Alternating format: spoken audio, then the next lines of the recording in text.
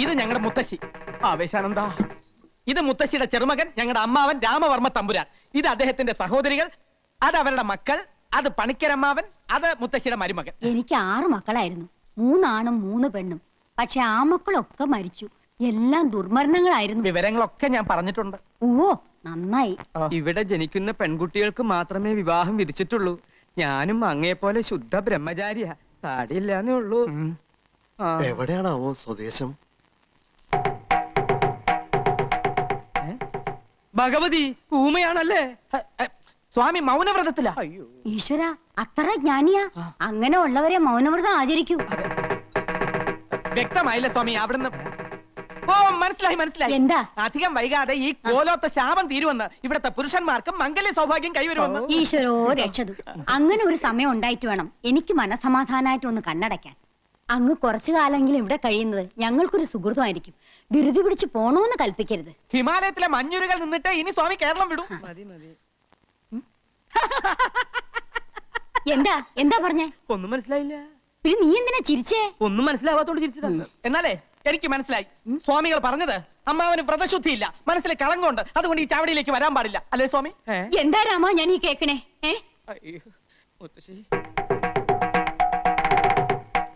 ചെയ്യിക്കാം സ്വാമി, ചെയ്യിക്കാം.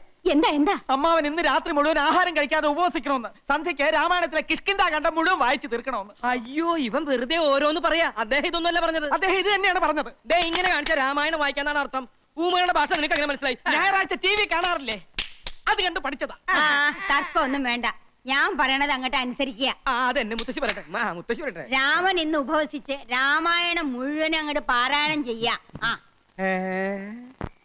പല്ലും കടിച്ചലറിക്കൊണ്ടു പാലിയും നില്ലു നില്ലുന്നണഞ്ഞോരു നേരം തഥാ.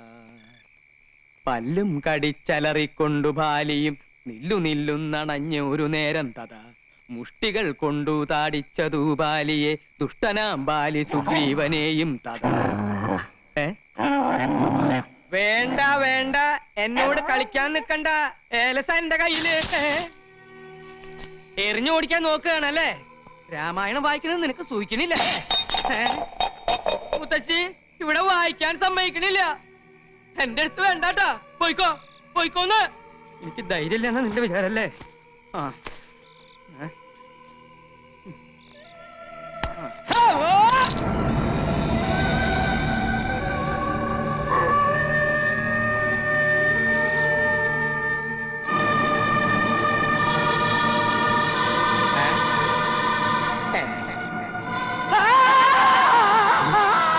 അയ്യേ, ഇത് ഞാനാണ് മാവ. ഒറ്റടി നേരണ്ടല്ലോ. ഇങ്ങതാ പോ. ഇതെന്റെ കയ്യിലിരിക്കട്ടെ, എനിക്കിതുകൊണ്ടൊരാവശ്യമുണ്ട്. അമ്മാവന്റെ ശബ്ദമൊന്നും കേൾക്കണില്ലല്ലോ. കിഷ്കിന്ധാ കണ്ട ഇത്ര പെട്ടെന്ന് വായിച്ചു തീർന്നോ? മുത്തശ്ശി ഇത് ഞാനാ. കുട്ടികളെ മാറിട്ടില്ല നിനക്ക്? മനുഷ്യന്റെ നല്ല ജീവൻ അങ്ങ് പോയി. അതിനുള്ള ശിക്ഷയായിട്ട് യുദ്ധകാന്ഡം കൂടി വായിച്ചു തീർക്കട്ടെ അല്ലേ? അതെ അതെ, മുഴുവൻ ഇരുന്ന് വായിക്ക. ഊണ് കഴിച്ചിട്ട് വായിച്ചാ പോരെ? എന്റെ കുട്ടിയോട് ഞാൻ പറഞ്ഞിട്ടില്ലേ ത്രിസന്ധിക്ക് മുമ്പ് കോലോത്ത് വരണോന്ന്?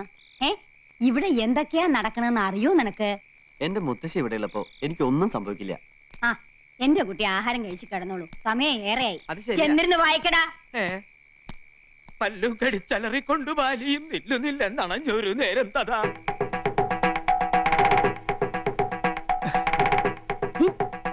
പരിഭവിക്കാതെ സ്വാമികളെ, ഈ പാലങ്ങോട്ട് കുടിക്ക്. നിവർത്തിയേട് കൊണ്ടല്ലേ എനിക്ക് ഇങ്ങനെയൊക്കെ ചെയ്യേണ്ടി വരുന്നത്. എല്ലാറ്റിനും എന്നെങ്കിലും ഒരു പരിഹാരം ഉണ്ടാവും. താൻ വിഷമിക്കണ്ട. താടിയും മുടിയും വെച്ച് കെട്ടി ഇങ്ങനെ ഫാൻസി ഡ്രസ് കളിക്കാനേ ഇനി എന്നെ കിട്ടുവേല കേട്ടാ. കൊച്ചു ത്രേസ്യ ആരെങ്കിലും കാണും. കാണട്ടെ, എല്ലാരും അറിയട്ടെന്നു. ഇങ്ങനെയുണ്ടോ മനുഷ്യന്മാർ? വലിയ തമ്പുരാക്കന്മാരാണെങ്കിലുമേ ഒന്നിനും നെറിയില്ല. നീ കൊച്ചു ത്രേസ്യക്ക് മനസ്സിലായി കേട്ടാ. അല്ലേ പിന്നെ കെട്ടിക്കൊണ്ട് വന്ന പെണ്ണിനെ ആരെങ്കിലും ഇങ്ങനെ സ്വാമിയായിട്ട് ഇരുത്തുവാന്ന്. നീ കൂടുതലൊന്നും പറയണ്ട. കടപ്പുറത്ത് തേങ്ങ ഇടിക്കാൻ വന്ന എന്റെ അടുത്ത് 1ഉം 2ഉം കൊച്ചു വർത്തമാനം പറഞ്ഞ് നീ അടുത്ത് കൂടിയപ്പോ ഞാനും ഏതാണ്ടൊക്കെ പറഞ്ഞുപോയി. ഏതാണ്ടൊക്കെ പറഞ്ഞെന്നാ? പറഞ്ഞത് കൃത്യമായിട്ട് എനിക്കങ്ങോട്ട് ഓർമ്മയുണ്ട് കേട്ടാ. കൊച്ചു ത്രേസ്യയെ ഐ ലവ് യു എന്നാ നിങ്ങ പറഞ്ഞത്. ഈ ഐ ലവ് യു എന്ന് പറഞ്ഞാൽ ഉടനെ കെട്ടിക്കോണോന്നാണെങ്കിൽ കേരളത്തിലെ എല്ലാ ആണുങ്ങൾക്കും 10ഉം 15ഉം ഭാര്യമാര് കണ്ടേനെ. ഇനി ഇഷ്ടപ്പെട്ടു ഒന്ന് എന്നെ ഇരിക്കട്ടെ. എന്ത് അപരാധം ചെയ്തിട്ടാ നിന്റെ അപ്പം വർക്കി എന്നെ ഓടിച്ചിട്ട് പിടിച്ച് രജിസ്റ്റർ ഓഫീസിൽ കൊണ്ടുപോയി എന്നെ കെട്ടിച്ചത്?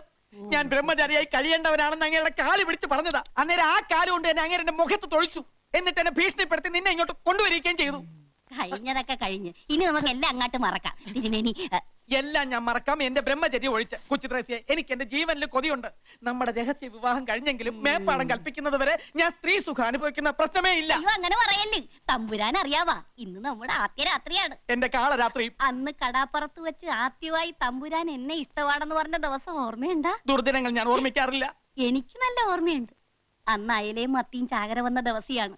ആ സന്ധ്യക്ക് കടാപ്പുറത്ത് വെച്ച് തമ്പുരാൻ എന്നെ നോക്കി പറഞ്ഞു, കൊച്ചുദ്രേസ്യ സുന്ദരിയാണ്. കളിയാക്കിയാലും മനസ്സിലാകാത്ത പെണ്ണ്. ദേ ഒരു കാര്യം ഞാൻ പറഞ്ഞേക്കാം, ഞാൻ ജീവനോടെ ഇരിക്കുന്നത് കാണണമെന്നുണ്ടെങ്കിൽ ശൃംഗരിക്കാൻ വരാതെ മര്യാദയ്ക്ക് അടങ്ങി ഒതുങ്ങി ഇവിടെ കഴിഞ്ഞോണം.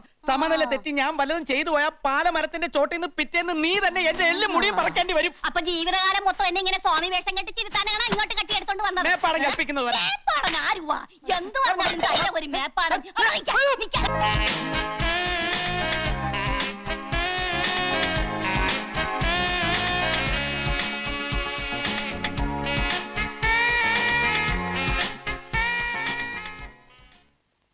ആ രൂപം കണ്ണീന്ന് അങ്ങോട്ട് മായണില്ല. വല്ലാതെ മനസ്സിലേക്ക് തറഞ്ഞു കയറിയ പോലെ. ആ അങ്ങനെ വരട്ടെ. ഈ അസുഖത്തിനെയാ പ്രേമം പ്രേമം എന്ന് പറയുന്നത്. എടാ ബ്രഹ്മചാരി, നീ ഇങ്ങനെ സ്വപ്നം കണ്ടു കിടന്നിട്ട് വല്ല കാര്യമുണ്ടോ? ഈ പെണ്ണും പിടക്കോഴി എന്നൊക്കെ പറഞ്ഞ ബ്രഹ്മചാരികൾക്ക് പറഞ്ഞിട്ടില്ല. ജീവിതകാലം മുഴുവൻ ബ്രഹ്മചാരിയെ കഴിഞ്ഞോളാമെന്ന് ഞാൻ ആർക്കും വാക്കൊന്നും കൊടുത്തിട്ടില്ല. അങ്ങനെ ഉയരട്ടെ കാമുകന്റെ കരുത്താർന്ന ശബ്ദം. അതിരിക്കട്ടെ, ഈ കക്ഷി എവിടെയുള്ളതാ? ഏതാ എവിടുന്ന ഒന്നും ചോദിക്കാൻ പറ്റില്ല. എവിടുന്നോ വന്ന് എവിടേക്കോ മറിഞ്ഞുപോയ സുഖകരമായ ഒരു സ്വപ്നം. പ്രേമ അസ്ഥിക്ക് എന്നെ പിടിച്ചിട്ടുണ്ട്. കവിത പറഞ്ഞിട്ടില്ലേ? മനസ്സ് തുറന്ന് എന്തെങ്കിലും പറയുമ്പോ നിനക്ക് തമാശ. പിന്നെയല്ല, ഒരു ദിവസം മുഴുവൻ നിന്റെ കൂടെ ഉണ്ടായിട്ടും ഊരും പേരും ചോദിക്കാൻ സമയം കിട്ടിയില്ല അത്രേ. പലതും ചോദിക്കണമെന്നുണ്ടായിരുന്നു, പക്ഷേ അതിനുള്ള അവസരം ഒത്തുന്നില്ല. പേര് മായെന്നാണെന്ന് തോന്നുന്നു. ഭാഗ്യം, അത് ഇപ്പോഴെങ്കിലും ഓർമ്മ വന്നല്ലോ. ഇനി കേരളത്തിൽ മൊത്തത്തിലുള്ള മായമാരുടെ ലിസ്റ്റ് എടുത്ത് അന്വേഷിച്ചാൽ കാര്യങ്ങൾ എളുപ്പമായി. നമ്മുടെ തോട്ടുവക്കത്തെ മേന്റമംഗൾ ഒരു മായുണ്ട്. ഇനി അതായിരിക്കോ?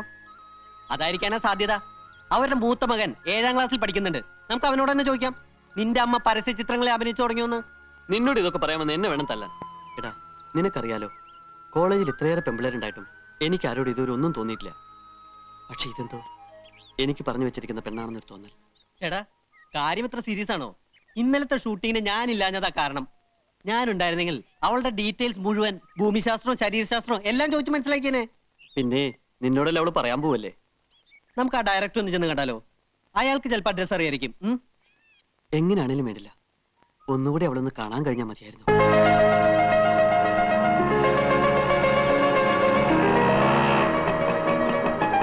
ഹായ് ഉണ്ണി.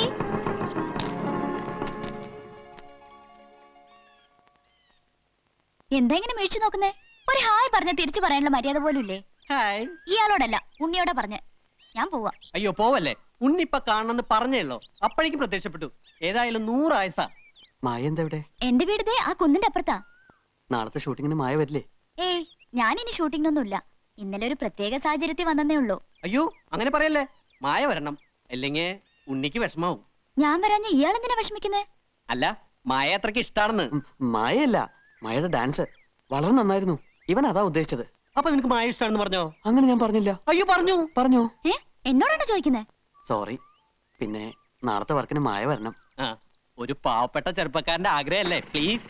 ഓഹോ, താനാരാ ദല്ലാളാ? ശരി, ഉണ്ണിക്ക് വേണ്ടി ഞാൻ വരാം.